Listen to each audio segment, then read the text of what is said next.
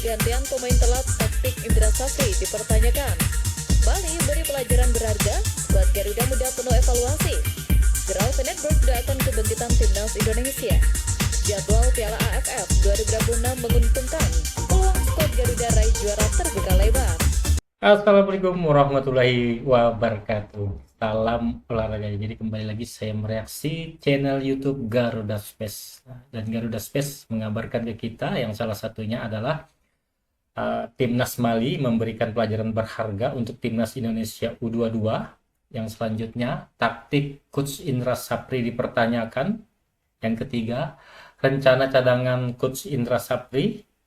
Yang selanjutnya, Gerald Vandenberg doakan kebangkitan Timnas Indonesia. Dan yang terakhir, skuad Garuda berpeluang juara AFF 2026. Coba kita saksikan bersama ya. Laga penuh drama baru saja tersaji kala Timnas Indonesia U22 menghadapi Mali di laga perdana FIFA Matchday bulan ini. Berlangsung di depan supporter sendiri yang hadir langsung di Stadion Pakansari, Indra Safri langsung menurunkan susunan pemain terbaik dengan skema andalan 4-3-3. Untuk posisi penjaga gawang dipercayakan kepada Cahya Supriyadi. Sementara lini pertahanan diisi 4 bek yang mengandalkan kecepatan dan duel udara, yakni Kadek Arel, Kakang Rudianto, Raka Cahyana, serta Frankie Misa. Di lini tengah, Ivar Jenar tampil sebagai kapten dan pengatur tempo permainan. Ditemani Ananda Raihan dan Rafael Struijk yang menjaga stabilitas transisi. Untuk trio lini serang, Indra Safri memasang Rahmat Arjuna dan Doni Tripamungkas yang bergerak sebagai penyerang sayap. Keduanya menopang Mauro Zylstra yang diplot sebagai ujung tombak. Pada babak pertama, kejutan terjadi ketika skuad Garuda Muda harus kebobolan lewat gol cepat yang dicetak dari serangan cepat penggawa Mali. Selepas itu, Ivar Jenar mampu mengontrol lini tengah hingga berbalik menguasai pertandingan. Bahkan, beberapa peluang pun tercipta lewat kaki Doni Tripamungkas. Namun, skuad asuhan Indra Safri justru harus kembali kebobolan lewat serangan balik cepat. Skor 2-0 pun bertahan hingga 45 menit pertama usai. Di babak kedua, beberapa perubahan dilakukan Indra Safri guna mengejar ketertinggalan. Namun, masuknya beberapa pemain yang tidak diimbangi dengan kejelian taktik membuat skuad Garuda Muda kesulitan untuk membongkar pertahanan lawan. Justru Cahya Supriyadi harus kembali kemasukan gol lewat sepakan mematikan pemain pengganti Mali. Kekalahan telak dengan skor 3-0 menjadi tamparan keras bagi Timnas Indonesia U23. Kendati begitu, skuad Garuda Muda masih memiliki satu pertandingan lagi guna mematangkan persiapan sebelum nantinya tampil di SEA Games 2025. Kekalahan atas Mali U22 menyisakan fakta bahwa skuad Garuda Muda memiliki banyak kekurangan. Mulai dari sektor belakang hingga depan, permainan Ivar Jenar dan kawan-kawan masih jauh dari harapan pecinta sepak bola tanah air. Praktis, hanya 1-2 pemain yang layak diberi apresiasi. Seperti Ivar yang menjadi roh lini tengah, Doni Tri yang aktif di sektor sayap hingga Mauro Zylstra sang tembok pemantul lini depan. Kendati begitu, hal tersebut tidak cukup membuat skuad Garuda Muda bersaing menghadapi lawan sekelas Mali. Pasalnya, taktik yang diterapkan Indra Safri jauh dari kata enak ditonton. Skema menonton seperti tidak adanya plan B kembali terlihat pada laga kali ini. Para pemain seperti Ivar Jenar, Rafael Struijk, dan Mauro Zylstra seperti kebingungan hingga kelelahan sendiri di dalam lapangan. Lebih dari itu, pergantian pemain yang dilakukan Indra Safri cukup aneh. Meski hanya laga uji coba, pelatih yang membawa Garuda Muda meraih emas SEA Games tersebut seolah takut melakukan pergantian pemain. Bahkan, terlihat memasukkan 3 pemain baru di menit 90. Padahal laga uji coba sudah seharusnya menjadi ajang uji kualitas pemain yang dapat dilihat dari banyaknya menit bermain. Namun, Indra Safri melakukan pergantian pemain yang biasanya diterapkan untuk mengulur-ngulur pertandingan. Terlepas dari hal itu, tentu Indra Safri memiliki maksud tersendiri. Saat publik sibuk membicarakan siapa saja pemain abroad yang bakal memperkuat Garuda Muda, Indra Safri justru bergerak ke arah yang tak banyak disadari orang. Ia menyiapkan tim seolah skenario terburuk sudah di depan mata. Seperti mana diketahui, sebagai bagian dari persiapan menuju SEA Games 2025, Garuda Muda menjalani 2 uji coba penting kontra Mali pada 15 dan 18 November 2025 di Stadion Pakansari. Tapi di balik sorotan laga itu, ada isu yang jauh lebih krusial. Bagaimana Indra Safri menyiapkan tim jika para pemain abroad tidak bisa bergabung? SEA Games tak masuk kalender FIFA, dan disinilah masalahnya.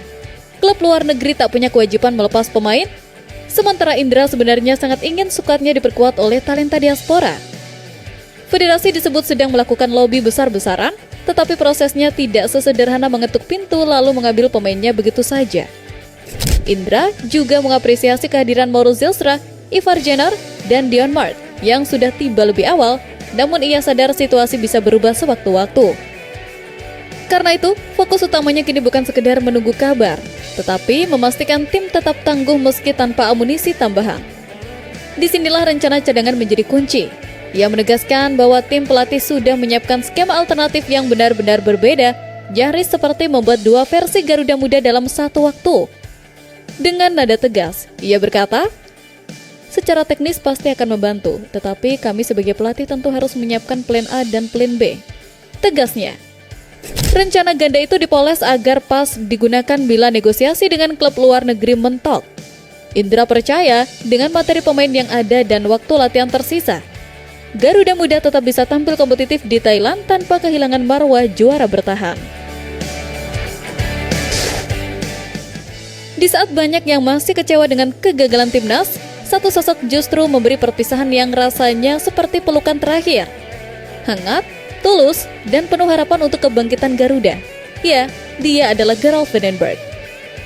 Setelah PSSI resmi berpisah dengan jajaran pelatih asal Belanda usai langkah timnas Indonesia terhenti di putaran keempat kualifikasi Piala Dunia 2026, Gerald Vandenberg akhirnya menyampaikan salam perpisahan yang menyentuh. Melalui unggahan Instagram, ia menuliskan pesan yang tidak hanya bernada pamit, tetapi juga penuh doa untuk kebangkitan Garuda. Dalam pesannya, ia mengatakan, "Sudah beberapa minggu lalu, tetapi saya ingin mengucapkan terima kasih yang tulus kepada semua orang atas waktu yang luar biasa yang saya habiskan di Indonesia," kata Vandenberg. Ia kemudian menambahkan bahwa kegagalan mencapai target tetap menyisakan ruang istimewa di hatinya untuk Indonesia. Pelatih 61 tahun itu juga menyebut bahwa meski mimpi tampil di Piala Dunia belum tercapai, ia tetap berharap tujuan besar timnas akan datang di masa depan. Ia menuturkan bahwa dirinya dan staf pelatih seperti Frank van Kempen ingin percaya bahwa kontribusi mereka, meski singkat, dapat memberi landasan bagi Indonesia untuk bangkit lebih kuat di turnamen mendatang. Tak hanya itu, Vandenberg turut menitipkan apresiasi kepada supporter Garuda yang sepanjang periode kerjanya memberikan dukungan tanpa henti.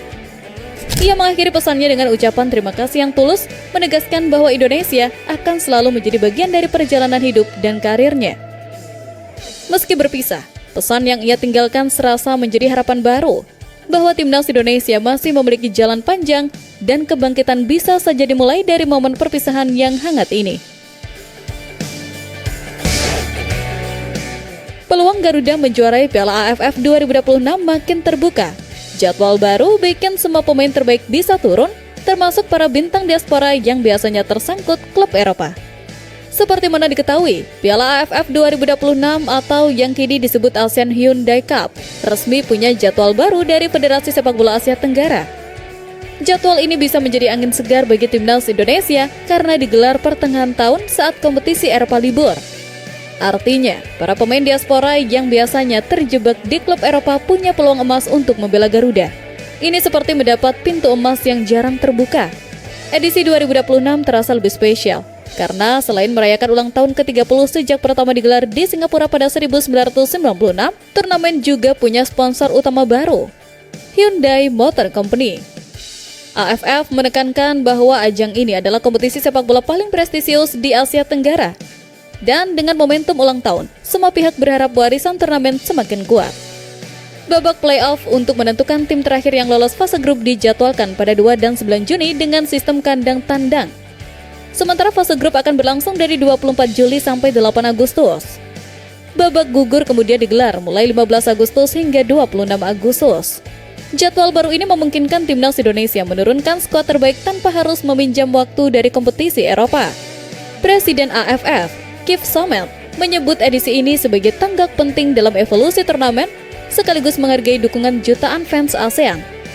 Dengan format baru dan periode ideal bagi pemain diaspora, peluang Garuda menjuarai turnamen pun terbuka lebar. Timnas Indonesia kini punya kesempatan untuk menyulam prestasi dengan skuad komplit, memaksimalkan strategi, dan mengejar gelar yang sudah lama dinanti penggemar sepak bola tanah air.